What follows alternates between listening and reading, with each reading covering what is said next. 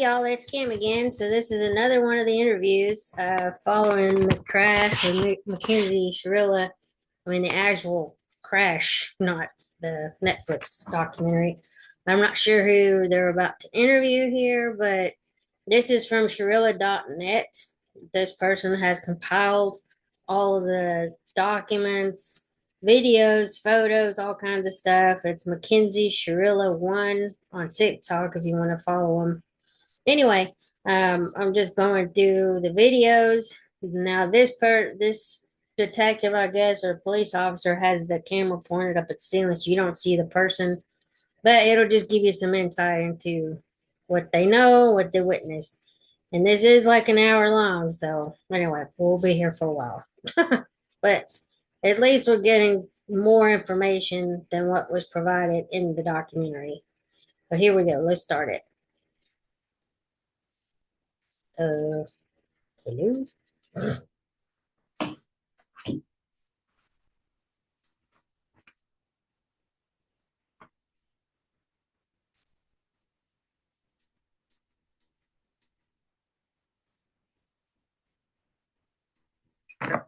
It is August 9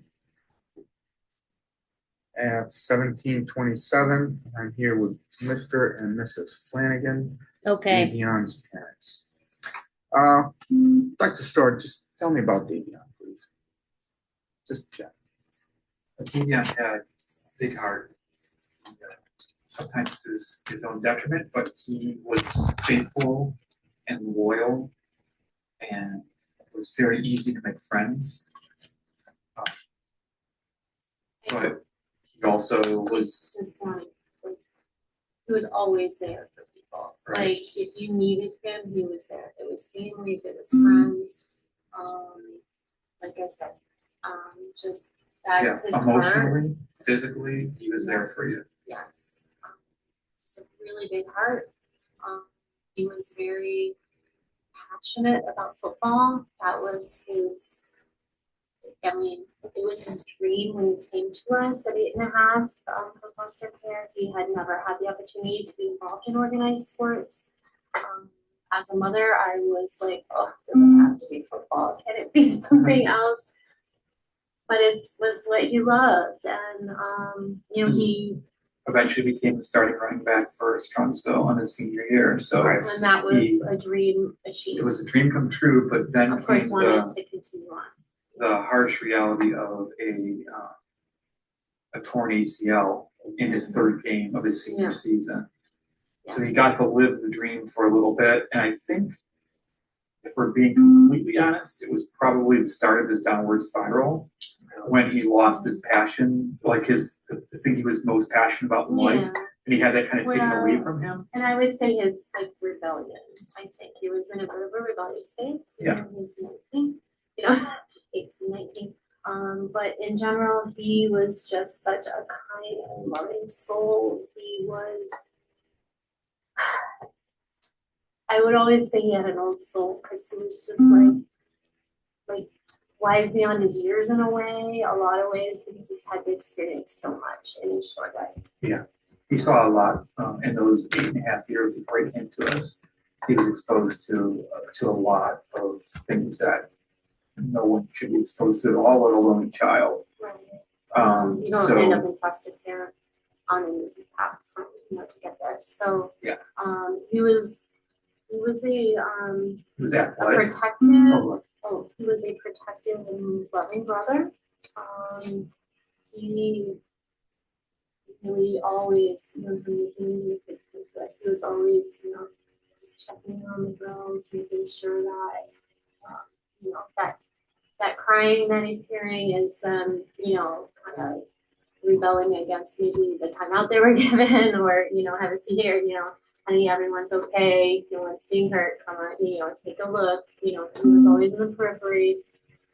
Always checking on his sisters. He had experience. Each other. Really, for much of their young life, it's all they had was each other. They were in county care for 2.5 years before we found them. Really? And they were legally free for adoption when we found them.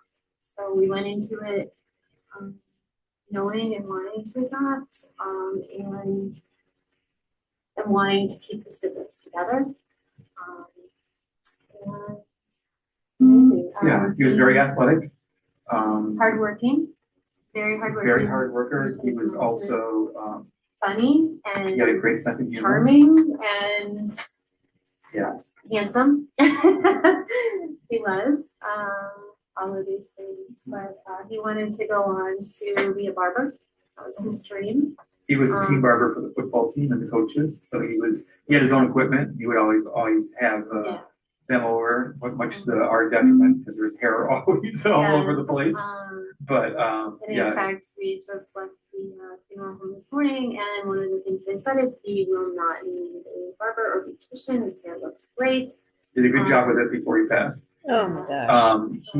He wanted to own his own shop someday. Yeah. So it really was like a lifelong passion for him.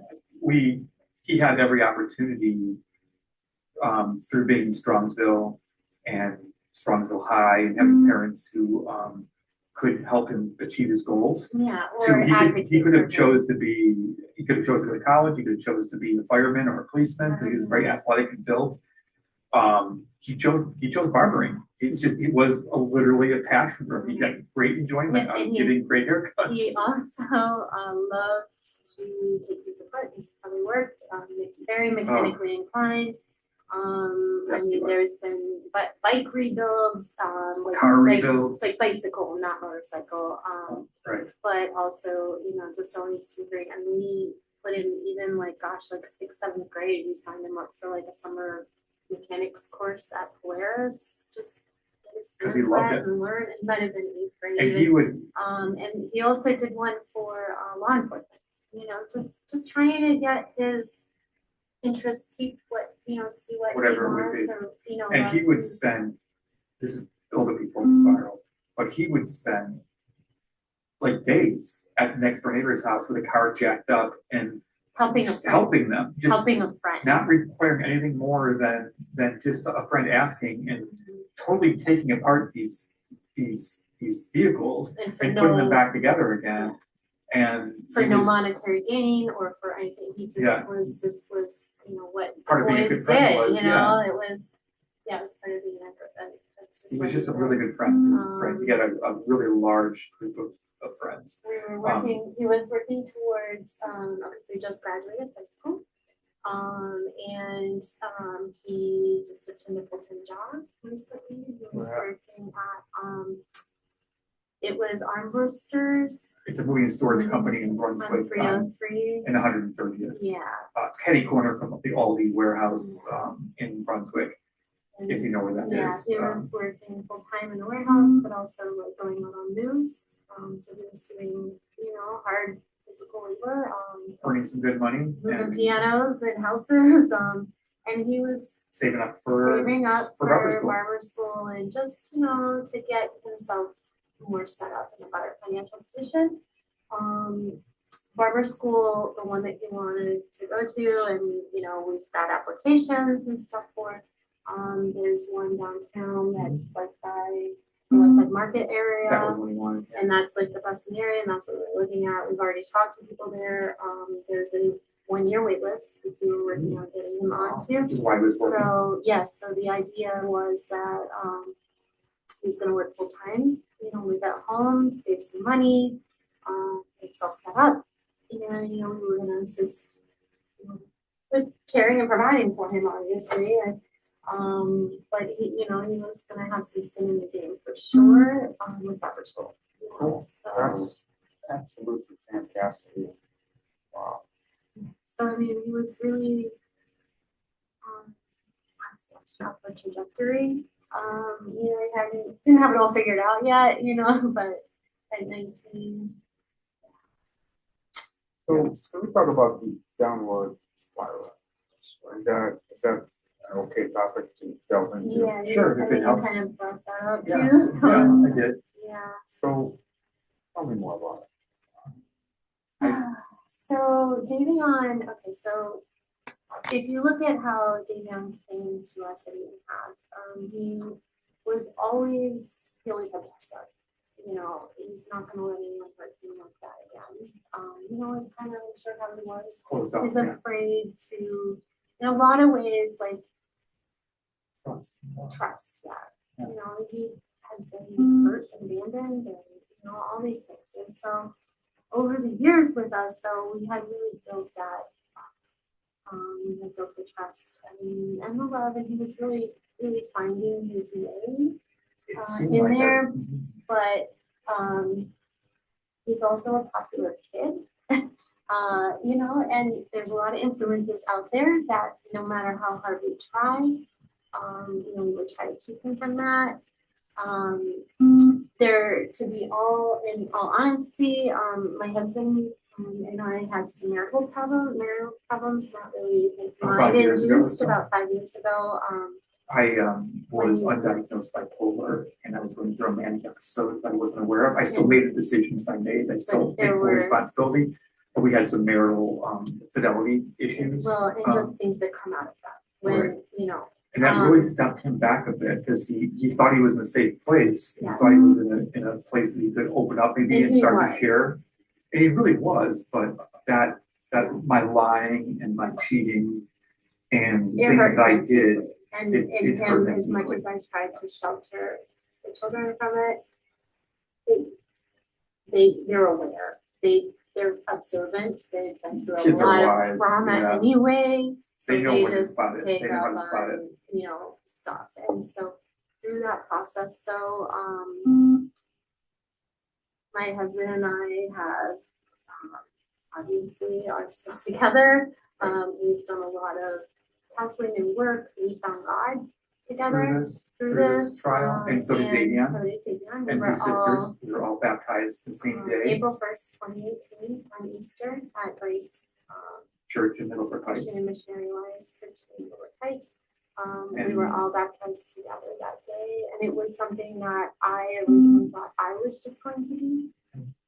But then slowly after I made this statement that yes, this is what I'm going to do, slowly over the next week or two, everyone came to me individually and said, I would like to do this too. Are you sure? I'm in my 40s. You don't You have to find decide. God when you're 14 or 12 or, It was but they all a wanted it. beautiful moment. He was very involved in church at times, but then, you know, his losses happen. When he was already kind of, he turned 18. This is just a unique situation because when he came to us, he was behind in school, obviously, 8.5, having not a lot of groundwork done. And now he's going to a really good school program. Strong Soul is a great program. He's in first grade with kids that have had years of adults pouring into their lives. And just the fact that even he was on grade level, but it just is phenomenal. All of the children. I mean, his sister Divine came to us going into kindergarten, did not know her alphabet, letters, sounds, and couldn't hold a crayon properly. We have done an immense amount of work, tutors, like full-time nannies, but just pouring into these kids. And Davion, because of what you've been through and his family history, medical history of mental illness, he Well, struggled. He yeah. struggled with depression. No, I mean, He and did. anxiety. He did. He Yeah, he did. struggled with And I depression think anxiety. that's what kind of fed into the spiral a bit is because when he smoked weed, he felt calm, he felt happy, something that the medicine, we hadn't quite found the right cocktail yet for him of medications to get him the help he needed. And he didn't really want to talk to people and open up about the things that he'd gone through in his life. Like we've So tried- he we've tried so self-medicated many with different- marijuana. And then we discovered that, Right, obviously, very quickly. And that hasn't been that long. it hasn't, I think, again, when he hurt his knee and he started to I think that's when it spiral, started. that's when I think it really Because started to He happen. really was very, anti-drug. I mean, for a long time, he stood He up went through the DARE for- program I and he mean, gave a speech that at his had DARE everyone in the graduation. room crying The about. mayor shook his hand, Persiak came and shook his hand after his speech, talking about how drugs ripped apart his birth family, and he'd never have that happen to him in his life.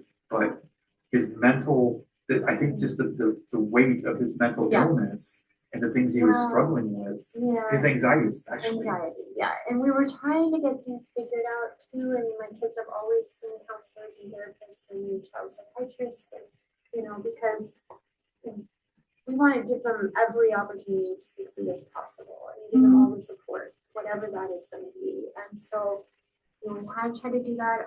Davion was fiercely independent though. He, from a young age, I mean, to be honest, like, he was watching adults in his previous, birth family and even in foster care. I mean, they were moved for reasons of, violations by foster parents. But he was watching adults make decisions that, quite frankly, his ideas might have been better than his at that point. Right. And so there was just this piece inside him that always just wanted to be himself. Right. He He wanted knew better to than be, the adults. and it made sense, but in our situation, in our house, and the way that we parented and poured so much into him, that was a struggle at times because, he would think this and he would think that, and he'd say okay, but then he wouldn't do it. and then he would, because he would he was do independent. what he wanted, Right. And so, really, there was no evidence that he was using. I mean, he might have been in like the fun, maybe on the border of, getting in trouble crowd. But right before, it was right after actually, he tore his ACL. We were waiting for surgery, right? So this was in October of last year. He, like I said, he's fiercely independent. I'm sorry, back to when he turned 18. Because he was, held back. He was the first of the siblings to go into school. He was held back in kindergarten. That's when things start to come to light. People can't hide the conditions at home. And so a lot of children, that's when things are brought to light to the foster care system. He turned 18 March of his junior year, which is a very difficult, Very early time. very early time and a very difficult time as a parent. Because, I mean, I know what myself I was like, I'm 18, you can't tell me what to do, blah, blah, blah. Well, we had a year and a half to go through that before he was going to graduate, a year and 3 months, or a couple months, and so from a very, and then you had the pandemic on top of it all, and the lockdowns. We had his sister Divine as a type 1 diabetic. I'm a medical professional. I understand the risks, and we were strict about protecting everyone's well-being in our home and health, physically and mentally. But he wanted to be off of his friends, and so there was just so much going on there. Can we pause for a second? Yeah. Is it okay to pause the recording Yes, so I can ask a question? Not for that. Not for that. I can't ask a question. off No, the you record? can ask. Go ahead. But it'll be No, part of the of course. recording. Yes, it will be part of the record. How much do you want us to reveal? Because I just don't want to. Right. I'm worried about if this goes further, saying things that Things might. are searchable, is how I feel. Right. There's certain Anything things that are is searchable. pertinent to the investigation. So I'm trying to, the reason I'm asking, first of all, I want to know what Davion is. When I investigate his death, I want to be able to investigate my little brother. Right. I want to be able to connect with him and understand what kind of person he was. So next time when I sit, so it's not just a person, right? It's a family member. So I want to make that connection. And getting So to you know want him, it all. I've never Yeah. met him. I don't know. Yeah. He didn't have any run-ins with the police, positive or negative, that I was involved in. Right. So I want to be able to, when I sit with these other kids that I'm going to interview, to have an idea of who is Davion from the people who lived with him every day. Right. Right. And so, because it's easy, if I don't know him very well, if you hear rumors here and there, to start getting swayed. And I want to be anchored in knowing who he is. Right. Okay. And so it's very important. As much as you're comfortable with it. Yeah. So I'm not Right. No, that's good. letting you do the talking. So Yeah. you steer this conversation. So there were two Davions, is what I'd like to say. There was the at-home Davion who was comfortable expressing his deepest, darkest emotions and fears and working inside through our home and his mental illnesses that he was struggling with, because I do believe he got anger, like the Well, anger issues too. yes, I that mean intermittent explosive explosive things disorder. like He that. was But diagnosed with intermittent explosive disorder, which only happened in the home. it Like there was a no Davion that one's was allowed outside anywhere that, else. that no one knew that he could explode, because he never did with his friends. Right. He was always We were in a happy, safe place. loving, great friend Davion. And he was, And he was in our most home of the too. time at home, but when the stress got really hot and we hadn't found again the right mixture of medicines Well, yet to really, I And think, not help just him, that, but we were holding And- him accountable. we were holding him accountable, and he No one else is holding him accountable. no one else is holding him accountable. So there were times when he might punch a door, or turn a bed over in anger. Now, these are like maybe 5 or 6 times over all the years we had him, but they did happen. And so I didn't know how much he wanted to No, know again, of. Yeah, We have no reports of him in public Yeah. punching somebody because he Right. had anger. No, Right, So, yeah. like I said, we all have bad days. yeah, Yes. Throw something. Or Yes. right. So he felt comfortable at Now- home, kind of being himself more in stuff that he maybe hadn't maybe hidden more from his friends, or maybe he was just happier, maybe out because he wasn't being held Because accountable it was free. by his friends. So, and he was and free, he felt that he could so he was just make happy his go own lucky. choices, he could, Right. you know. And but to be honest, we were really starting to see that at home again too. Like he Like, was happy. He told people he was happy too. He was That happy yeah, from getting because he us moved out together. for 2 or 3 months and lived with Landon Turner, who is known as Bubba as well. I know he's a football teammate of Davion's. Yeah.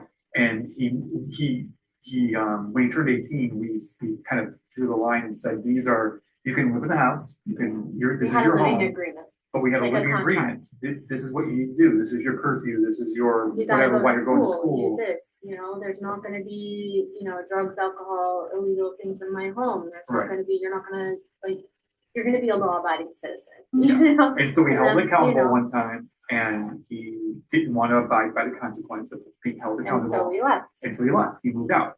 And then, Um, and there were a few times. And he that stayed with it Landon for happened. about 3 months. Yeah. And then he graduated from high school. And we kind of had we met with him at Landon's house, lunch. picked up some of his bags because they said, Yeah. you're out of We here went now out because to you lunch, graduated. His parents, Landon's parents did. We went out to lunch, we talked about what a mutual, respectful relationship is and Like how a we can live living together. You know, Yeah, a living another- arrangement. What Right. would that look like? We always have a home here. This is your forever home. We love you. But there's guardrails to what's expected in our home. And those are for the protection of your sisters as well, and honestly for your own personal well-being, whether or not you believe it or not, you know. We can't and make him so- stop taking, smoking marijuana at the point what we knew he was doing. At We that can't time. we stop knew. that. Yeah, we can't stop you from doing that when you're outside of our house, but you don't bring it in the house. And I have You don't told bring him it as home, you don't such. come home in bad shape, you don't show your sisters that. You don't bring any substances into the house. You These know, are just a I few of the can't, rules you that we know, had, you but should, we highly recommend that you stop all of that behavior. Look at what it's doing, it's causing problems in your life here or there, really in many different areas, you know. But you're 18, 19, all I can do is say, I'm not gonna enable you, you know, I'm not gonna give you whatever money, or I'm not gonna allow you no, to yeah, live here. yeah. And quite frankly, I even have the conversations that I'm telling you, if I find it, I will be the one to report you. Because I will do what I have to do to get you help. And you would probably hate me for it for a while, but you can't do it. And so this period though, Davion, was really not a very long period. It was like, The period that you spiral. Or yeah, or before I you know moved you're out? calling it spiraling, but like, yeah, Well, he like had 10 points in 3 months of his license. That's spiral. I mean, sorry, it's just he was making, really bad choices. He was, he was in a bunch of accidents. He had a car that he was trying working to soup on. up and The guys, you know, they're doing mods on it. And I'm going, what are you guys doing? You know, and so it was a little bit unsafe for the road. I think personally, but and Well, so did our mechanic. eventually I'm forced him to, because I'm like, we're taking this off insurance. We're not allowing you to drive it. If you can go get your own insurance, you're 18, you know, And so it's hard because we've had to have a lot of tough conversations with Davion, and that caused friction for quite some time. But I think when he came back, things changed. yeah, like For the his better, at time least as far as his period relationship with when he us. had, you know, kind of moved out for a while because he felt like you just need to, you know, understand that I'm a man, I need to make my own way and figure out my own way.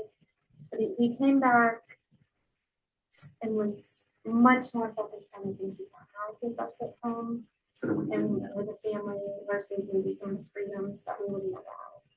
and so there was this If that makes uptick sense. of- It that does, makes- no, okay. it makes a lot. He had, like, when he was living with Landon, he had lost his jobs. He was He wasn't unemployed. going to school. He wasn't going to school very much. He did end up graduating by the skin of But his teeth. he was But, he was also severely depressed and stopped taking his medication. right.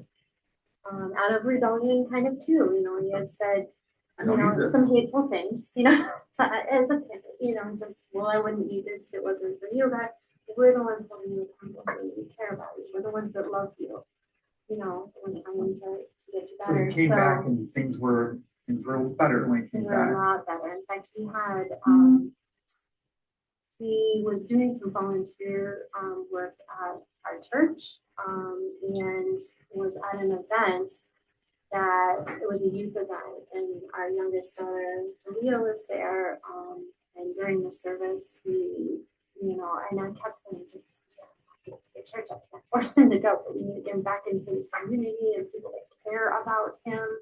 I'm really concerned about some of this, you know, friend periphery group, you know, getting him back. And he had a breakthrough where he was just crying during the service. He went up to his sisters and said, I'm sorry I haven't for, been the best for brother. everything that I've done. I might not have been the best brother, because when he did move out, I mean, I'll be honest, when our girls, that triggered a lot of abandonment trauma with them. And Their that brother was was hard, you know, Just like and their parents. but and they're still in contact, but it's not the same anymore. And trying to say, hey, you realize he's not gonna leave this path, right? Like he's gonna grow up, and so are you eventually. You're gonna move out. But just he, that's where I'm saying he was like fiercely independent, but I think he also, I mean, I remember when I was 19 or 18, just thinking that, oh, when I get out there, you know, it's going to be this way. And the reality of the world is so much different. And it's, adulting is hard work. It's really hard work. And so I think, you know, he came back and there were a lot of conversations that I had with him where he said, Mom, I get what you're doing now. And, you know, I got to be honest, like, you and Dad, like, what you're doing is really special and really amazing. I don't know that anyone else could do it. Other families that I've seen, you know, they're a different dynamic, they're bio kids and that kind of stuff, but your motives are different. And I know that. So at what point did Dominic and Mackenzie come into the picture? Very recent. It's Like like you can't. And that's part of the thing is his closeness to them, I think, is recent. I think he might have known them in high Yeah. school for a long time. But I think as Davion got more maybe into the marijuana scene and hanging out with people who could provide it, maybe he I'm wasn't, not sure. you know, he wasn't working as much. He just started working again before he passed the accident.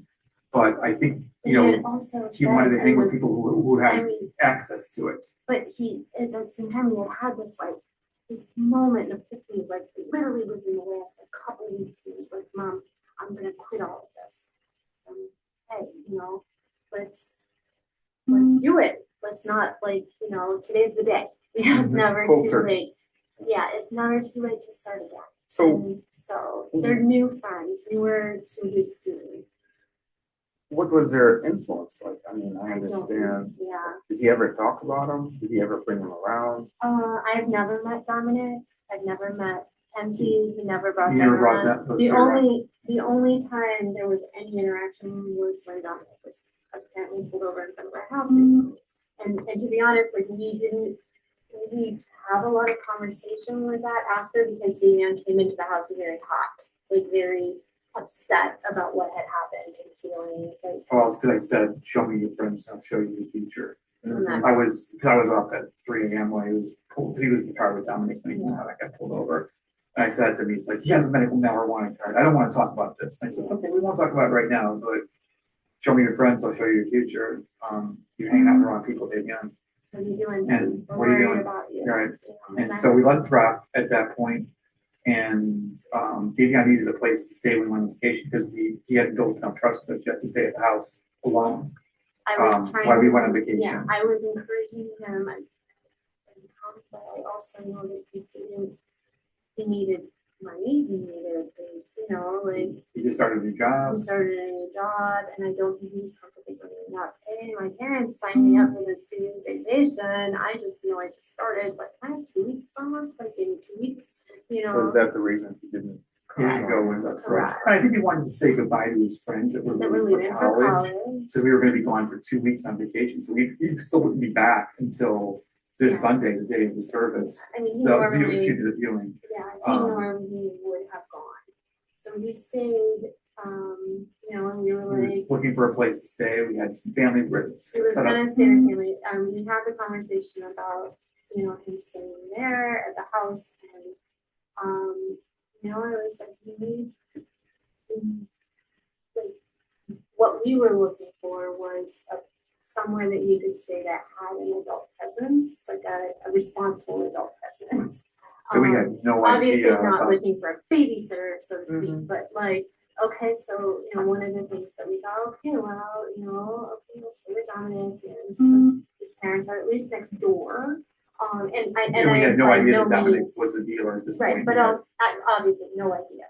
But also, and I'm not saying I expected Mr. and Mr. Russo to babysit my child either, but we did offer them and Dominic some money to help with food or to, you know, like in exchange for him staying there. And we did give them a couple $100, and I will give it to Davion for him to give to them.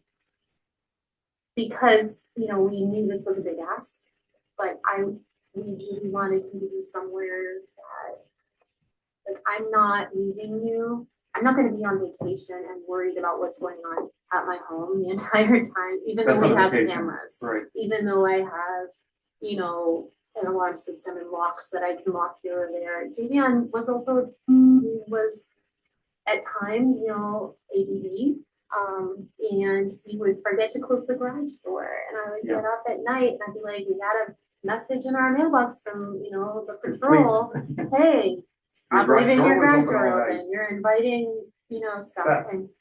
and just, you know, I mean, it's something that I think also kids, just as they age and it becomes their property, they start to pay more attention to the safety aspects of it. And so we weren't comfortable with that. We also weren't comfortable because we knew, like, okay, so we had sat down with him really in the last like 6 to 8 weeks with him moving back in right before, June. like right Right before beginning of June. commencement. Yeah. And, you know, we had gone back out, and even like, I mean, the text messages I had said, I'm assuming, hey, I just want to make this clear, because you mentioned, yes, you're graduating, yes, you're this, and now you're telling me you need to be out of your place that you're staying, you know, Landon's house. like, which this was like a complete blindside to me, because for a while, there was probably a month period of that 3 months that he was on that didn't want us to know where he was. We didn't know where he was. We just knew that he wasn't showing up at school, and we were reaching out to the school, and as an adult, please, you know, try, if there's someone there that can get through to him in his heart, and it's not us, please, there's people in the building that care about him.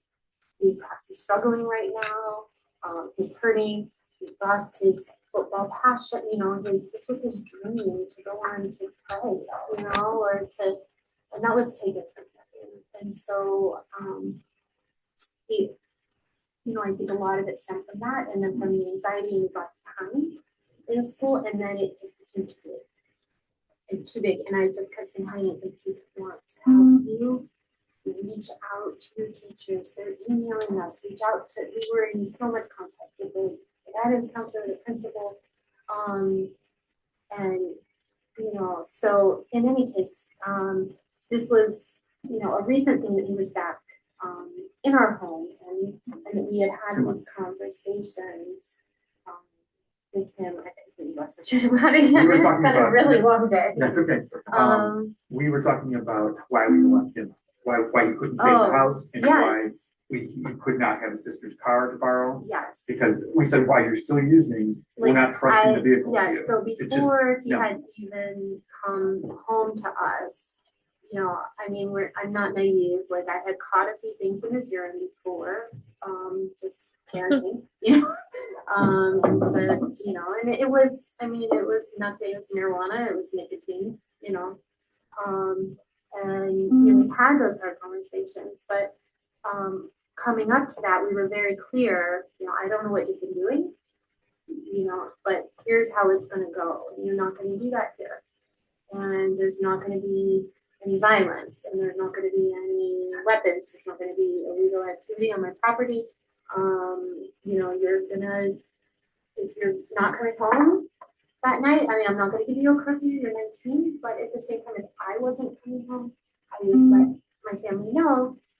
And that's because we're worried and we can't sleep when we don't know if you're hurt or injured or in trouble. Said we had laid down some very basic goals. And one of the things was during this process where, he was in these accidents, his car was in an accident that was totaled and then it was repossessed. Because again, he turned 18, he went off and said, I'm going to get my own phone, so you can't have any access to where I am. I'm gonna go off to fiercely independent. I'm gonna go off and I'm gonna buy a car because you can't take that. You can't tell me what to do with it. You can't tell me I'm grounded. So when was the last time you heard from him? He texted us on, was it Friday night? Yeah, well, and his sister and I were on the phone. I had talked to him personally, but earlier that day, so Saturday, we were out at a surf shop, looking for stuff to bring home for him. And Divine was on the phone like, hey, what do you think? Would you like this versus this? Yeah. And so she was in contact with him and like kind of through that I was. Prior to that, our last message from him was right before we left. Friday night now, when we got down to North Carolina, he texted me, he loved us, and he looked the other day. Yes. Okay, so it was Friday night. I'm just trying to look back. I have so many. That would be messages. Friday, Yeah. 29th, Saturday is the 30th. Yeah, and so we had told him that, I'm not comfortable because I know that you have these points on your license. I know that you have, I don't know what you've been doing if you can't prove to me right now that you haven't been smoking marijuana, we're not comfortable handing you a piece of our car, or a vehicle that we own or own insurance on, until you prove to us that you make other choices in that York. So we were gonna Uber him back and forth to work. And that But then he was said a Dominic can give me a ride. Yeah. He said Dominic has vehicles, he can give me a ride to and from work. And it's complicated because we have a big family here, but everybody was there, the part of the family North that Carolina. was here. And so, I'm like trying to think like, who can we offer? And I was like, you know what, if we need to Uber you, but I will send me the receipt. That's the money I will give you. I'm not, even when we moved back in, me not knowing what's going on with him and his friend group, and if he was dabbling in marijuana still or not, we wouldn't give him cash because I was not going to contribute into that. So, have you ever heard of Paul? No. That's a new name to me. That's a new name until all this happened, we never knew about Paul. So who are his close friends? If I were going to track down his Whose name? And it's hard because it's high school and the drama, and it's right, hard to keep up with. right. Who's But anybody close- whose yeah. name came up frequently. Joey, Kingston. no, Joey, not Joe, it's Joe Joey Kingston. Probst, PROBST ST. was someone that Joey he had Probst. been with a lot recently. who was also into the drug scene. From what we and understand, which I found smoking. out, I Right. know it's unfortunate, but, Joe and to Kingston be honest, was a I didn't close know friend. that until we went and sat down with his mother, like, With Joey's mother. Yeah. right before we were gonna leave, because He might have stayed he had there. said, oh, Joey, I could probably stay at Joey's, and so, you know, I reached out to Joey's mom texted back, and we met for ice cream to talk about it, you know, and then she had Ended up shared not some working things out, with yeah. me that I was like, oh, I didn't realize that all of this was going on. you At know, your house. at Maybe your house. we- Would drug you be able to sus. tell me things like what? Well, I'm not and gonna reach out to her. I Okay. know, and yeah, Marijuana well, for like, sure. for instance, Scott, how I got her phone number was when Scott pulled up one time to pick up Davion. She came out and talked to him and said, you know that the kids are smoking here. I'm like, what? You know, like Scott said, he was like, you know, they're smoking. This turned into a bit of a party house, and, you know, she's not okay with this, but yet I also, and I say this with, like, I don't really know what the correct way to say it is, but I do know that, like, she has some. She's socially responsible. Yes, and she has some medical things where, you know, she does have a seizure disorder that she's had since she was a child, and still has seizures. She can't work, she can't drive. And talking to her, I don't know if she's on the spectrum at all, but, you know, having conversations, I'm like, wait with that part. And then got into this conversation. Yeah, it'll disjoint And when so you I talk felt, you know, like my heart was like breaking for this situation too, you know. And I think she was really like looking, she needed a friend and she was looking for support. I think she's living there with her father. It's the dad's house. Do you know where they live? They Yeah, live, they live on- I guess It's no big deal. There. They live in Yeah. Huntington. Huntington Park? Or Not Huntington Park, no. Hunting Meadows? Huntington Meadows, Yeah. right off of Drake yeah. Yeah, and Pearl. And I don't know why I can't think of the name of the street right now. If I looked at the map, I'd know it. But no, Right. but anyways, there was some cough syrup that you found Well, in the and house. so as through this conversation, we're talking, and I feel like a big piece for me is like I deal with this kind of stuff, you know, I mean, I have a doctorate in pharmacology, you know, so like a lot of parents are pretty naive about a lot of this stuff, and I am not, like, I'm not at all, and you know, so she was asking me questions, like, well, what's this that I saw, or what's that? She had And pictures of some stuff that and she one was of the showing things us. she showed me was a picture of a bottle of syrup. It was a prescription bottle of promethazine. There was no codeine in it. It was plain promethazine. But I was like, you found that in Joey's room. And she said, yeah, I took it. And I was like, that is extremely concerning. Extremely concerning, because I don't know what they're mixing with that. And if they're dabbling in narcotics and opioids, you need to get your son help right away. I'm not judging you for what you have done. These are your decisions. I'm not, you know, like, this is not going to happen in my home. I'll tell you that. But that's why they're not coming here. But it was very concerning. She had talked about maybe some edibles that she thought maybe they were making, and some, you know, marijuana. And I know, here's the thing though, because of this whole legalized and medical marijuana, like, just political climate that we're in, there's a lot of adults out there, parents that are like, oh, it's just marijuana. It's just marijuana. And maybe that's not how I feel about it, because especially for teens, it can very often become a gateway. Yeah. And so some of the things she was telling me, like, I believe there were some resins there, like, you know, and these vape oils, you know, and they're so high potency, and I'm trying to educate her. Like, I am treating patients that, due to, you know, excessive marijuana use, are now having schizoaffective disorder problems. They were sent to like a mental hospital and an ER, and these are things that I am literally seeing in medical journals, substantiated with a lot of evidence. And it's not just that; it's just the high THC that is in this stuff. It's not the marijuana of the youth of your dad who is remembering this. That was like 4 to 7% THC, maybe 9 at the most. This stuff's like 98, 99%. It's 1% away from Schedule 1, completely illegal across the entire country. And what is so frustrating to me as a professional as well with these companies is that the laws over and over and over. They keep coming out with a new Delta 8, Delta 9, Delta blah, blah, blah. And it's all to get around laws.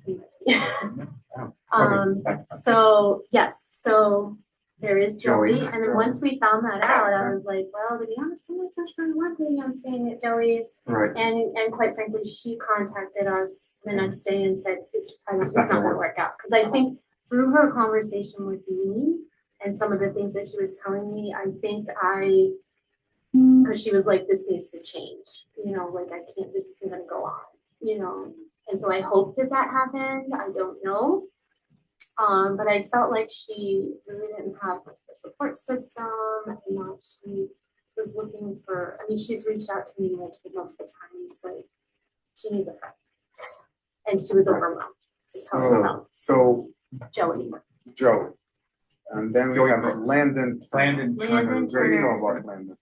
Landon is a football player who has a scholarship to go play at Marietta College in Southern Ohio. Landon's where Davion stayed for 3 months when he left the house and decided that he wasn't going to live by our rules. Yeah, he coached there for a while and then he landed at Landon's house. Landon, I think, might smoke occasionally. I don't know that he does anymore. And maybe not anymore. think Is he his football used to starting be up a again? drinker. Yeah, underage drinker, I would say. Yeah.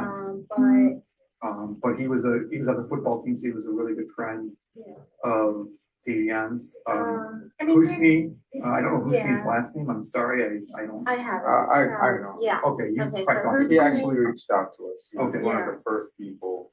Yeah. And Husni has worked with Davion like as a manager in various different places like Chipotle, Papa John's, and even before that, maybe at Five Five Guys. Guys. Yeah, so like they've kind of followed each other. They've had They're like brothers. they're like brothers. They fight like They brothers. fight like sometimes. brothers and they hang out like brothers. Like- and they love each other like And brothers. Husni will, and I've seen it, like he will call him out in love, and I appreciate that. Yeah, as a Husni was friend. probably, from a parental standpoint, the best friend that Davion could have had because he would call Davion out in his crap.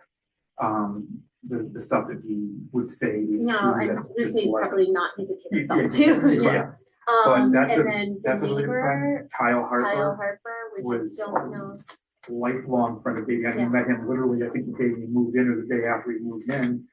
He became friends when we moved to Strongsville. And Husni is very good friends with him, as is Yosef, which I don't know very well. And I don't know Yosef's last name either. But Husni and Kyle Harper were the two that were involved in Put them together. Harper. Harper. HARPR. They live right next door to us.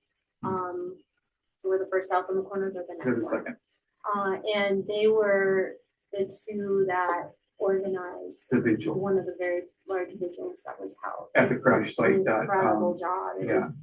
was really, Awesome. really good. Davion was close to so many people. I just wanted to Joe Yeah, Kingston. I don't know if we mentioned him. that's but- why I was saying, and you told me no. No, I'm sorry. Yeah. Joe Kingston, he was close to for a long time. He might not have been super close to him the last Right couple this months, second. but certainly within the last 6 months, they were best friends, Yeah. hanging out all the time. And he had been at Joe's during various times when he had maybe, couch surfed or, and also, there's this Yosef that he was really close to who was involved in vigil. I don't know what a lot of these kids. Right, and we can find out. So the reason I'm asking you is I want to kind of establish a baseline of if those names come up, I want to be able to say, oh yeah, that name's come up before. Somebody I should probably talk. I'm not telling you I'm going to talk to anybody yet. Okay. Just kind of want to build that pool of names of who's close, who's not. There were a lot of girls on the periphery too. Yeah, Hope Pedenic, Pedenic. Pedenik. Now she organized a GoFundMe for him right away, but there's also, there's drama in all with this. And depending every friend, it seems like, there's opinion about the other, just even, Yeah, but I Hope was can't a- even imagine what you're dealing with. You're trying to sift through the truth. Yeah, Hope was a really close friend to him and Joe Kingston. They would the three of them would hang out, this was about 6 months ago, would hang out every day. And they actually, Hope has been to our home before, and so has Joe Kingston. That was one of the groups that like they would come over, but not that often. But they were over there in our basement. We've got cameras like literally there too, because Well, we have teenage daughters, there's no way we're not gonna have and a son too. Yeah, a son, yeah. And they know, and they're like, why do we have to have this? I said, well, you tell me, if you're not doing anything wrong, the camera shouldn't have or should they? and history has told me I might need these, so they're there to keep us all Those are honest. probably at least a starter list Yeah, of friends. like, I'm sure there's so others he was close to, because he didn't talk to us all the time about his friends. He was kind of closed off about that a bit before with his parents. That when he brought Hope over, he brought Joe over, like, hi, how you doing? A friend of Davion, we're so excited to meet you. There was It just didn't happen a lot. there was no girlfriend that we were aware of at this time, or like significant girlfriend. But he liked Hope a lot. He liked Hope, but Davion just. He was looking for love. I mean, like, he wanted to be loved. Like, that was one of the sad things about, he never had that one person that just, he fell in love with and he stuck with for a while. He never had that opportunity. Well, I'm sure mistakes that he made himself during his high school career and just. But even in general, I felt like from a very young age, he's got, a mother wound. Right. And I try to fill that as much as I can. But also, I was always worried, like, honey, you gotta talk about this in counseling. This is gonna affect your relationships. Like, you're not gonna find this perfect person that's gonna fix everything in your life. They're gonna disappear at times. He's just such a He was. He had flaws like everyone does, but he was had a really good heart. Such a good heart. I mean, to his detriment. Like he would put himself in situations where he is trying to help these friends of his, and where I've had conversations. I'm like, no, you're not helping them. I understand you're giving them a safe ride home. Okay, that's admirable, and that's great. But That was one of his. But you also are driving minors around who are underage drunk. Maybe they don't have things in your car, thank God, and you didn't allow that. But you're putting yourself in harm's way and in situations that you can get in trouble for out of your love for them. But to be honest, your love is your enabling. Yeah. Right. You're like, you want to help those them. kids, call their parents. Have Yeah. them call their parents and pick them up. You don't go get, as an 18-year-old time, you don't go get 4 underage minors who have been out drinking all night and drive them home at 3 o'clock in the morning on a Tuesday night or a Wednesday night. You just don't put yourself out there like that. That is dangerous. He got pulled over. Well, he got 4 counts of. Well, he did, but he got. I think it might. It might be. Well, he got arrested. He spent the night in jail. He got. Because he was the only adult. He was charged with 4 counts of child endangerment. Or no, child. Contributing to the delinquency of a minor. And it got dropped because there was no proof. He didn't give them the alcohol. He was just trying to get them home. But it's just but he was another case of he had them putting out. himself in a bad But situation. that was like his heart. Like, it was his heart. And his heart was for people that were hurting. Yeah. And I would ask him, I would say, honey, like, why are you in the heart this hard? He said, people that are hurting, they get me. It's these kids that, maybe they haven't had the best home life, or maybe they did. I have no idea. I don't know their situations, right. But he was a friend to all. Like, he didn't discriminate in a way. Right. He was friends with football players. He was friends with cheerleaders. He was friends with drug dealers. He was friends with and I was so like, what are you doing? He's like, Mom, I'm helping them. I'm like, no, you're not helping them. Like, you think you're helping them, but helping them is getting them real help, like with an adult, with someone that can, help them change their life, like not, and that was a hard thing because he was hard-headed. He said, you don't understand. I'm helping my friend. So, this is tale of two cities. You know? Yes. To hear the very, very positive and see the tragic end. Exactly. I'm really sorry for his loss. The more I hear now, the more it's like, wow, this is a kid with a lot of potential. He's very So- talented, very kind and smart.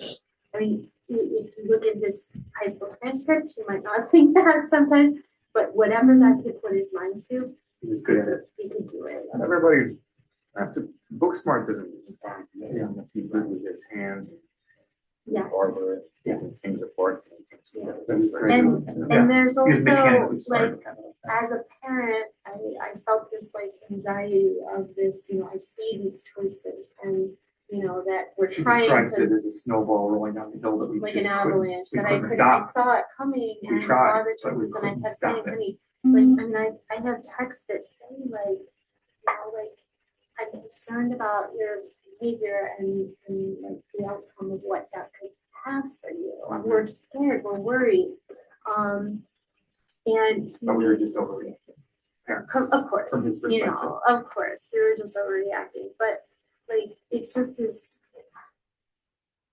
I don't know, he really did have so much potential and he gave so much of himself, for friends, for family, and, you know, like the other thing, I think this is where it was going when I got distracted again, I'm so sorry, was that he, We're done here. Okay, he's done, honey. I think we're good. No, Or you but, got one last thing you want to say? no, there is something important that I wanted to say, that he, where was I again? We were Talking talking, about- yes, okay, we were talking about, how he was a friend to others to his detriment, that he thought he was helping them, but really wasn't helping them, that it was a snowball rolling down the hill, and we tried to stop it, but we couldn't. And those are the things that we said in the last few minutes. I don't know if you're gonna find it again or not. Yeah, I'm not sure yet before yet. It's okay. We're gonna have other conversations. We will. Yeah, he just, Did we get through all your questions? You did. Like I said, I just wanted to establish that baseline, get to know. He was a wonderfully beautiful and Florida. I would try, yes, and I would try to tell him, Just like we all like, honey, these people, like, that you're driving around and, you know, those kids got in trouble, otherwise I would have been calling. Do you know what I mean? That was handled, you know, their parents were notified. And that's just because that's who we are, you know, but I said, you know, that just, these kids, I mean, like, they're not, I'm not sure they're true friends, because they don't have your best interests in mind. Like, a true friend wouldn't call you out to drive them around like that, you know, and put you in that position, or, you know, and it's one thing to like rescue someone once and to, you know, get them out of this bad situation, but these are kids that are continually doing these things. And Every night of the that's week. not a fact, that's a friend, it's selfish. So And so, as we move on from here, we're gonna have another conversation. Obviously, it doesn't have to be in this setting. You know, over the next 2 weeks. I thought of it, I'm sorry, I Sure. have to tell you before. Go ahead. Thought we were done, but we're not. Over, yeah, and over the last, like, I would say, I don't know, even pre-pandemic, like, again, we used to kind of joke a little bit, like, the kids got really nice things on street.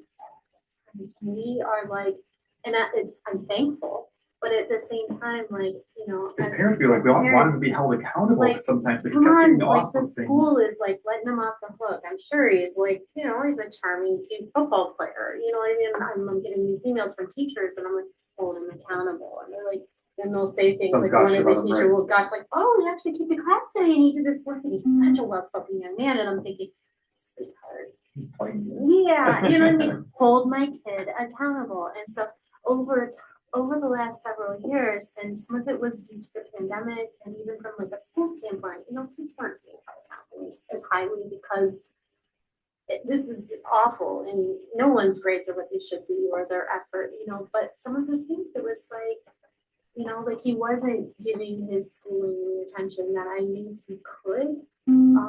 And there was a He time was an when we AP had student, talked, and we yeah, and I tried. had said, honey, like, he could figure, this is how smart he was. He could figure out like to the tenth or 100th of a percentage point, the amount of work he needed to do to get the pass the grade class. he wanted, Right. or to pass the If he class. needed like a D in the class to pass, he would know what it was like to get a 59.6 just that rounded get up to 60. It and was incredible. Like I need to get exactly this in the test. I'm like, and You spent that much effort actually on homework instead of calculating your. yes, I mean it's brilliant, but Freddie, like I'm like, you're hurting yourself here, you know. And he, you know, we would talk, and I'd be like, you know, babe, like you're gambling.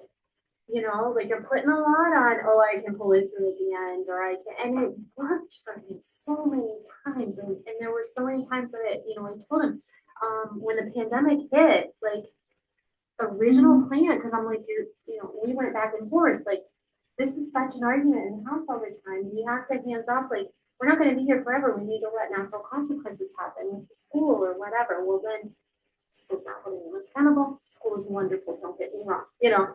But we're like, okay, come on, someone else needs to have this conversation and speak into our kid's life. And you know, there was a time period where I'm like, you're gonna lose your seat on the team, do the grades. You're not gonna make the academic requirements. You know, he's like, oh no, I have this time, I'll pull through. And then the pandemic hit, and school got shut down. And there was a time period where the school had said, we're gonna close it here and we're gonna take the grades as they stand. And I knew that meant he wasn't going to make the team, so they did not. I actually saw a tear out of his eye, and Davion did not cry in front of me or us often. And I said, I'm so sorry, but you know, I keep telling you, when you gamble, sometimes you're going to get away with it, sometimes you're going to win big, and sometimes you're going to lose it all. And just situations in his life just kept coming up. And so every little thing that had happened over the last few months, like that situation where he was arrested for the night, you know, and how, like, okay, this is going to be the thing. It's back on track, right? You know, this is going to be the thing, this is going to be the thing. And we were so close to out of the weeds, and it just hurts my heart. And I don't know, you know, yes, my son stepped into the back of that car that night, and he took one too many gambles. I don't know who or where, what is decided that time my son is going to roll some dice. I don't know, you know, but he would still be alive today if it wasn't that. And like I said, this is what we're going to piece together for the court to look at. Ultimately, prosecutor decides what, how it goes from here, what charges and all that. And ultimately, you know, my job is to paint this big mosaic, and it's taking all the pieces. Obviously, this time we spent together this evening is a big piece. It's going to help me when I start talking to other people, but this will not be the last conversation. Right. We will have another conversation, especially once I've finished my interviews and now I have some, hey, I heard this, do you know anything about that? Hey, I heard this name. And you know, I don't know what's going to come out of those interviews. I really don't. But I just want to, like I said, Fridays, give or take around noon, I will be. And we'll make ourselves available to you anytime you need to follow up once you have your interviews completed. Just listen. Yeah, and I don't know if, like, my daughter will want to speak to you, Divine. She's 17 and a half, but even just to share some of the conversations or things She that knows she had his in friend that. group. She knows And much better than we do. And I don't want to, you know, I don't want to compel anyone to do that. I think she was in heartbeat, to be honest. Probably. Because there's always if it goes in my report, Exactly. they could potentially now be somebody that, Needs to if go we on go the to scene. trial, I now the understand. defense might want to talk to Yeah, her. and I So want to so protect I her. don't know. Yeah, okay. You know, but if she wants, you know, I wouldn't call it an off the record. It's Christmas. Oh, with the dog too. Yeah, but if she has questions that I could potentially answer for her, if she has any, I would say not curiosity, but wants to know what the process is like and how things are going, I'm more than happy to make myself available. And we're having a lot of conversations at home. We're trying to, she already has a counselor that she had been set up with all of us. So, so she's working through things, and I think she trusts us. And that's a blessing. I think she knows that we want what's best for her brother and what's best for her and her sister. And she knows that when we're down lower. So. Well, like I said, at this point, we're at the very, very, very, very, very beginning of this. This will take a very long time. So all I'm just going to ask for is just your patience, please. You're going to hear rumors, because the rumors just don't stop. Right. I cannot share everything, but whatever I can share without compromising my investigation, I will. Not that I don't trust you, but some things are not. This was the first summer. Oh, wow. That's dad. Who is deceased. He was with us for 10 years. So I can't help. I'm just I'm a proud mother, it's and you will get an opportunity at some point to write the judge or write the prosecutor. And what ultimately it's your decision, but I'm going to reach out to the prosecutor, let him know we had this meeting, and like I said, he was waiting for me to tell him when you're back in town, so he didn't want to intrude. So I'll reach out to him, let him know. I also got a call on my voicemail earlier today from a number I didn't recognize, which could very well have been It could have. His name is Tim. Okay. Tim Troop, Troup. Like I said. Yes, we have that. I think I have his number. Yes. But Very good we've guy. just been in meetings all day. And I understand. And so at this point, thank you very much for coming down here, and we'll be in contact.